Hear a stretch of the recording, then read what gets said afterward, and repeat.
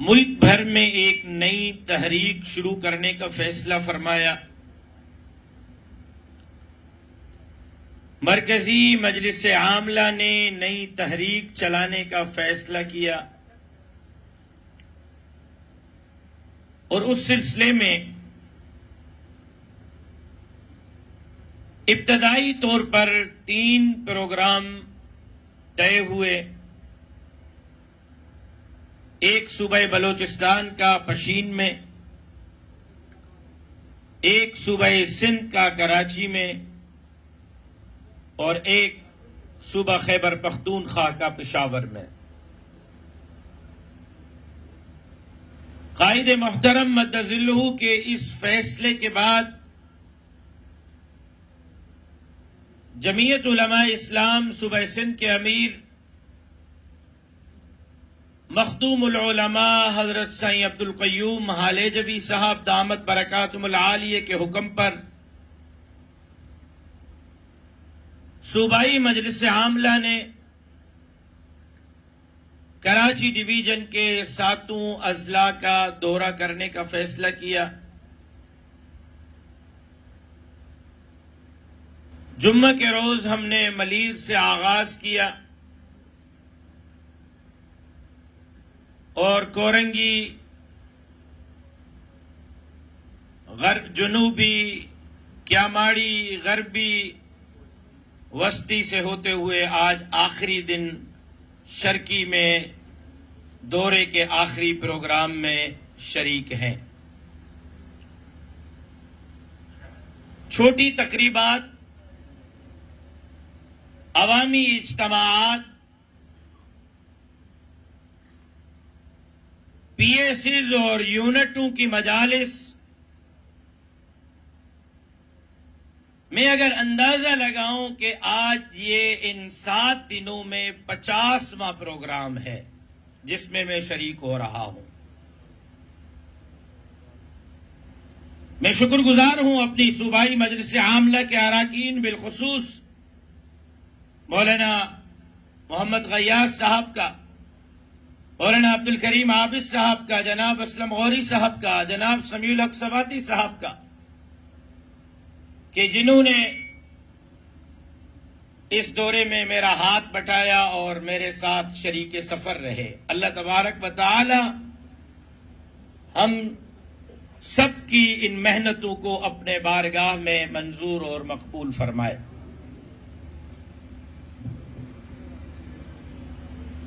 میرے ساتھ مصیبت یہ ہے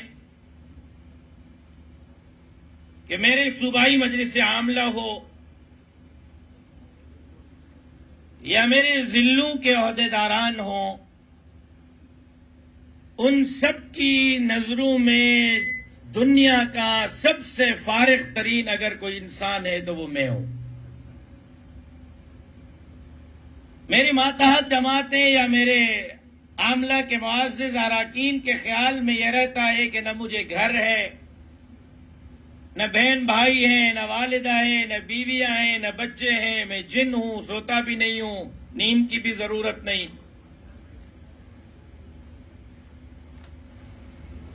ضلع کے جنرل سیکرٹری صاحب نے 3 دن پہلے شیڈول بھیجا،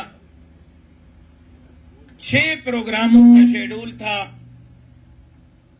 اور جب میں 6ٹھے پروگرام میں پہنچا تو مجھے کہا کہ ایک اور پروگرام بھی پیچھے ہے۔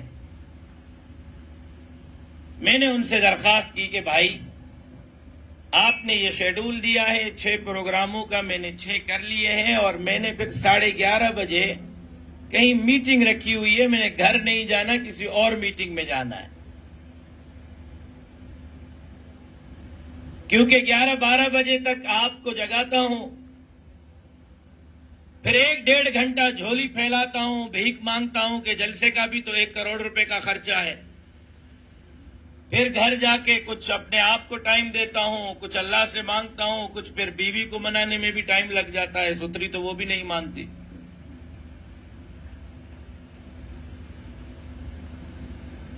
اب میرے ذہن میں اتنی ساری چیزیں ہیں جو آج آپ کے ساتھ کہنا چاہتا ہوں، کیونکہ آپ مجلس عمومی کے اراکین ہیں اور اس سے بڑا ضلع کا کوئی فورم نہیں ہو سکتا، لیکن 6 تقریروں کے بعد میرا کیا حشر ہوگا کہ میں آپ سے مزید کوئی بات کر سکوں، اس کا متحمل ہو ہی نہیں سکتا۔ ہونا یہ چاہیے تھا کہ ابتدا ضلعی مجلس عمومی کے اجلاس سے کی جاتی اور کھل کے میں اس میں آپ سے مخاطب ہوتا، اور باقی جلسوں میں پھر زندہ آباد مرد آباد کے نعرے لگا کے وہ بھی خوش میں بھی خوش اتر جاتا۔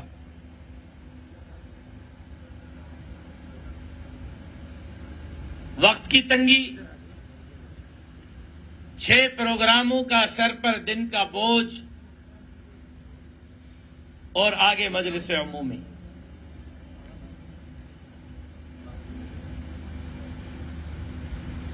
حضرت آپ جس جماعت سے وابستہ ہیں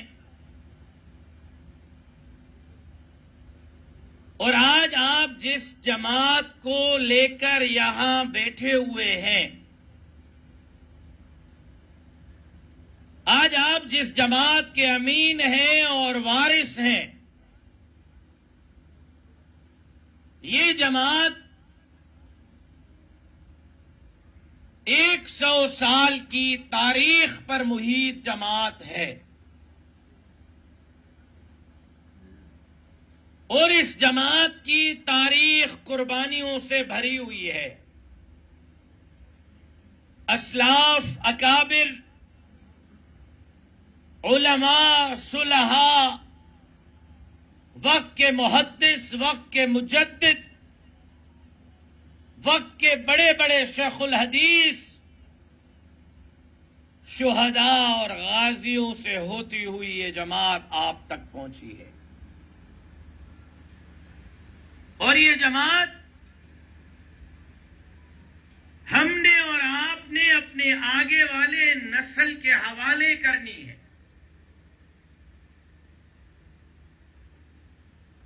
اور اس جماعت کا مقصد، اس جماعت کا منہج، اس جماعت کی جد و جہد، اس جماعت کی سوچ، اس جماعت کا راستہ،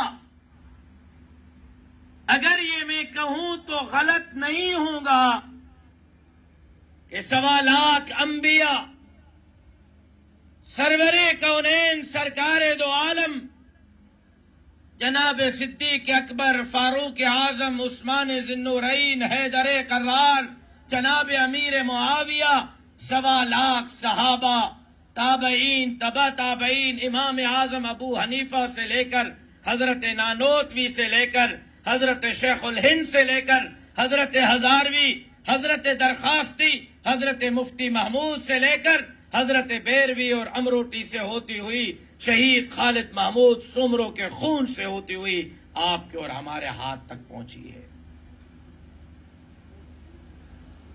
جب مشن بھی اتنا بڑا عظیم ہو،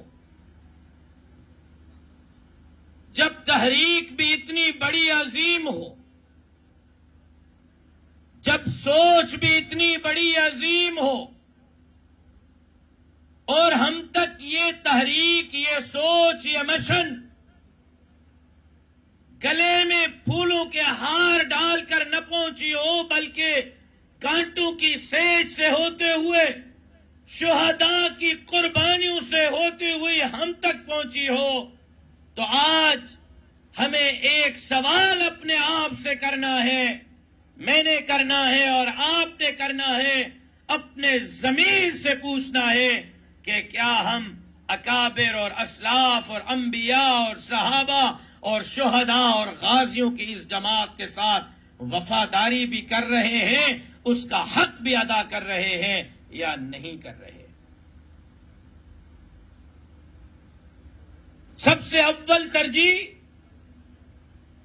کاروبار ہے، امامت ہے، تدریس ہے، مدرسہ ہے، مسجد ہے۔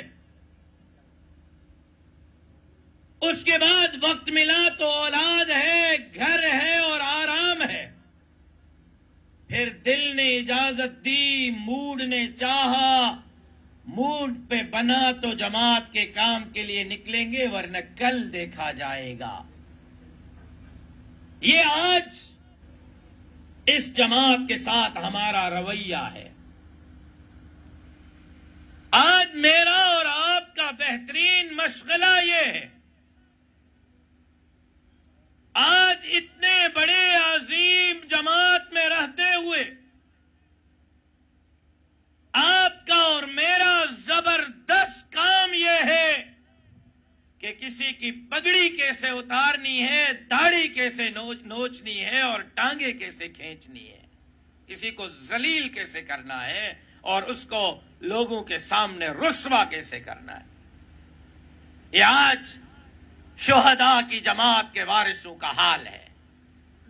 یہ آج غازیوں کی جماعت کے وارثوں کا حال ہے. یہ آج تابعین، تبع تابعین، صحابہ اور انبیاء کے مشن سنبھالنے والوں کا حال ہے.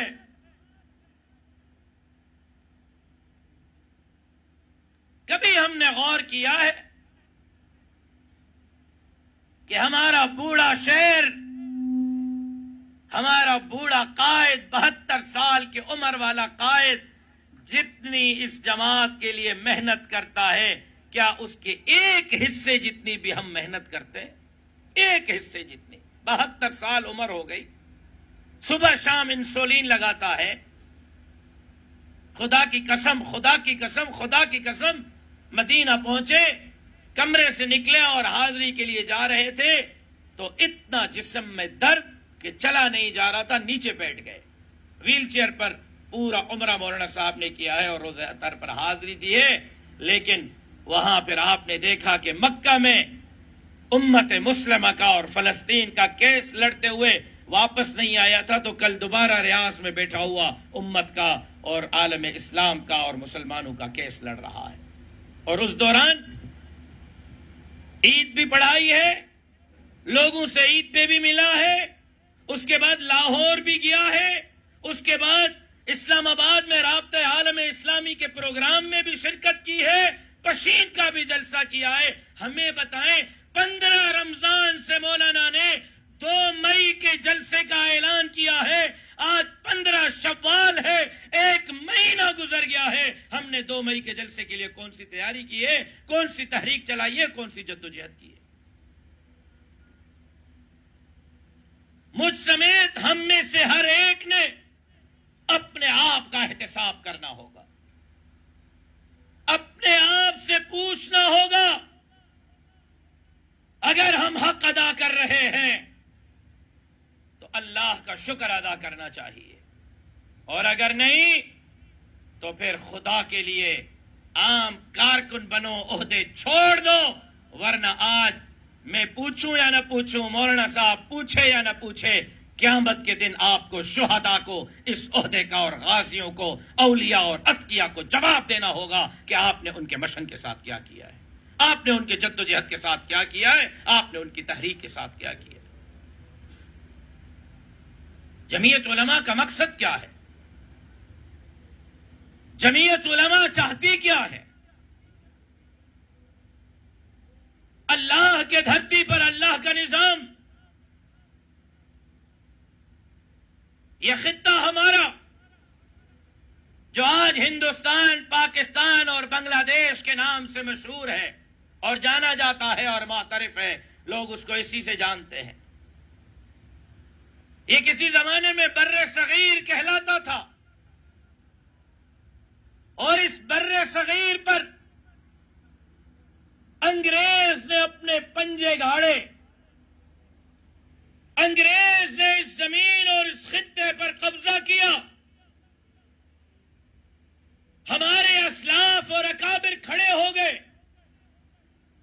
اکابر علماء دیوبند نے انگریز کے ہاتھ پر غلامی سے انکار کیا، انگریز کی حق حاکمیت، حکمرانی کو تسلیم کرنے سے انکار کیا، اور ہمارے اکابر نے انگریز کے خلاف جہاد کا اعلان کیا. اور ان کی فہم و بصیرت دیکھیں، بصیرت دیکھیں، ان کی فراست دیکھیں کہ دیوبند کے اکابر انگریز کے خلاف جہاد کا اعلان کر رہے ہیں. بریلوی بھی ان کے ساتھ، شیعہ بھی ان کے ساتھ، اہل حدیث بھی ان کے ساتھ، مقلد اور غیر مقلد تو اپنی جگہ، سکھ بھی اور ہندو بھی اکابر علماء دیوبند کی لبیک صدا پر لبیک کہتے ہوئے انگریز کے خلاف اس جنگ میں شانہ بشانہ لڑ رہے ہیں. اور لڑائی چلی کتنا عرصہ چلی؟ کوئی بتائے مجھے بھائی، آپ ہی بتا دو. انگریز کے خلاف تحریک کتنے عرصے پر محیط تھی؟ جی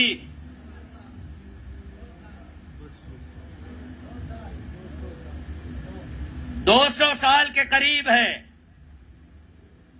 اتنا بڑا عرصہ ہے.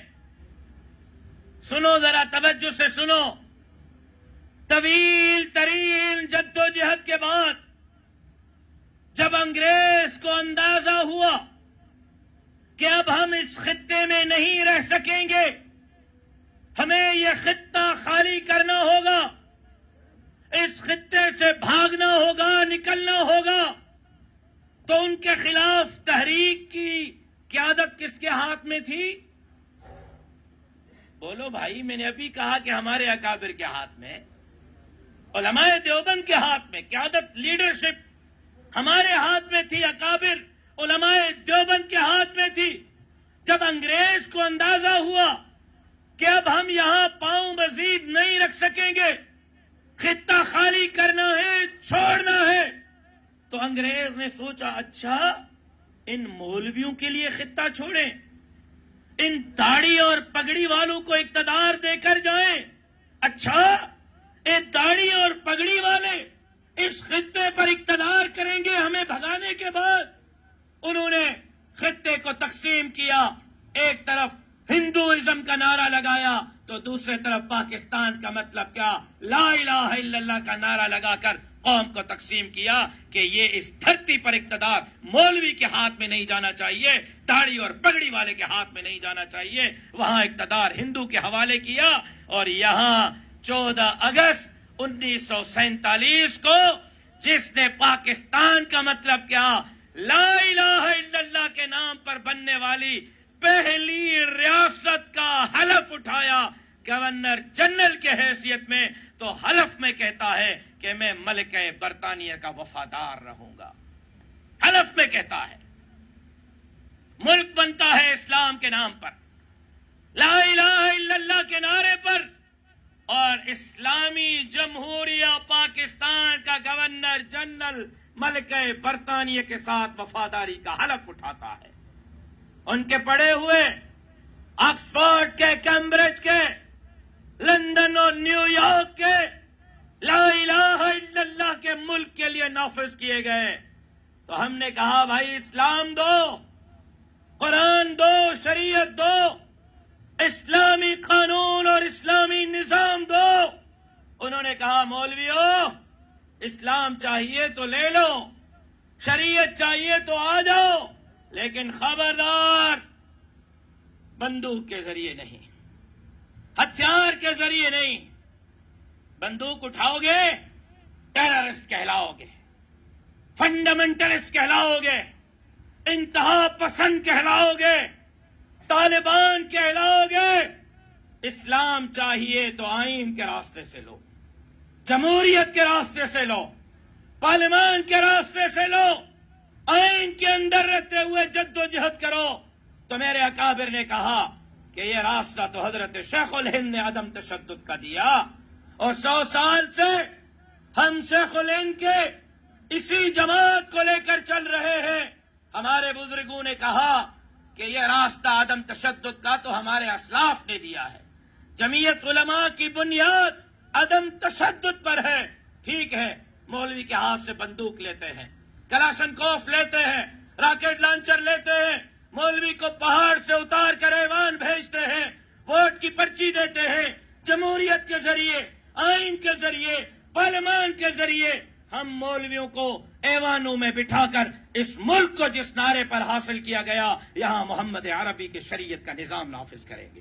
اور 75 سال سے ہم یہ محنت کر رہے ہیں، لیکن نہ بندوق کے ذریعے اسلام مل رہا ہے، نہ پارلیمنٹ کے ذریعے اسلام مل رہا ہے، نہ بندوق کے ذریعے قرآن کا قانون مل رہا ہے، نہ جمہوریت کے ذریعے پاکستان کا مطلب کیا لا الہ الا اللہ کا نظام مل رہا ہے۔ تو اب میرے قائد نے کہہ دیا کہ 75 سال بڑا عرصہ ہوتا ہے، تمہارا باپ بھی اسلامی نظام دے گا، یہ دھرتی تمہاری نہیں، امریکہ کی، برطانیہ کی اور یہود اور ہنود کی نہیں، محمد عربی کے غلاموں کی ہے۔ یہاں جمعیت علماء اللہ کے دھرتی پر اللہ کا نظام نافذ کر کے رہے گی۔ فیصلہ آپ نے کرنا ہے کہ اسلام ایوان کے ذریعے دینا ہے یا اسلام میدان کے ذریعے دینا ہے۔ لیکن آپ کا راستہ کیوں روکا جاتا ہے؟ کیوں ایوان میں آپ کو نہیں آنے دیا جاتا؟ کیوں ایوان صدر اور وزیر اعظم میں آپ قبول نہیں؟ ہمارے اسٹیبلشمنٹ کے پاس ایک بات ہے بس، اس کے علاوہ کوئی بات نہیں۔ کہتے ہیں کہ نیب میں مولوی نہیں مانتے ہیں، ایف آئی اے میں مولوی نہیں مانتے ہیں، پاناما میں، وکی لیکس میں، ڈان لیکس میں مولوی نہیں مانتے ہیں، کرپشن سے، ٹارگٹ کلنگ سے، بھتہ خوری سے مولویوں کا دامن پاک ہے، مانتے ہیں، پاکستان کے آئین سے وفادار ہیں، مانتے ہیں، لیکن مجبوری یہ ہے، مغرب کو کیا منہ دکھائیں گے کہ ایوان صدر میں ایک داڑھی اور پگڑی والا بیٹھا ہے، امریکہ ناراض ہو جائے گا اور ہم امریکہ کو ناراض نہیں کر سکتے، اس لیے ہم کسی داڑھی اور پگڑی والے کو ایوان صدر اور وزیر اعظم میں نہیں بٹھا سکتے۔ اور امریکہ کو آپ سے کیا تکلیف ہے؟ یہود اور ہنود کو آپ سے کیا تکلیف ہے؟ کفری طاقتوں کو آپ سے کیا تکلیف ہے؟ مولویوں، ان کو آپ سے تکلیف یہ ہے، 8,000 کی تنخواہ پر مولوی مسجد میں امام ہوتا ہے اور ممبر پر جب کھڑا ہوتا ہے بیوی نے زیادہ مارا ہوتا ہے تو بیوی کا غصہ اسٹیبلشمنٹ پہ نکالتا ہے، حکمرانوں کو گالیاں دیتا ہے، للکارتا ہے۔ ہاں، مولوی اتنا طاقتور، 8,000 کی تنخواہ پہ ممبر اور محراب کو حکمرانوں کے خلاف ایسے ہلاتا ہے، امریکہ اور برطانیہ کے خلاف ایسے ہلاتا ہے کہ اللہ خیر کرے۔ تکڑے تو آپ ہو، بہادر تو آپ اتنے ہو کہ 21 توپوں کی میں آپ کی بہادری کو سلام کروں کہ تھانے دار کی فون آ جائے تو 10 مرتبہ سوچتے ہو کہ اٹھاؤں یا نہ اٹھاؤں۔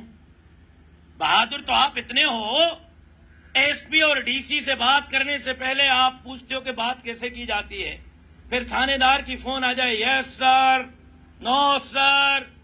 راشد سمرو بھائی، آپ کو نہیں پتا کتنا بڑا جذباتی ہے، ہم مسجد میں پروگرام نہیں رکھ رہے تھے، زبردستی آیا، کیا کرتے، نہ رکھتے تو جماعت سے نکال دیتا، مجبوری میں سر رکھ لیا، زبردستی، شوق نہیں تھا سر، ویسے آیا گھس کے۔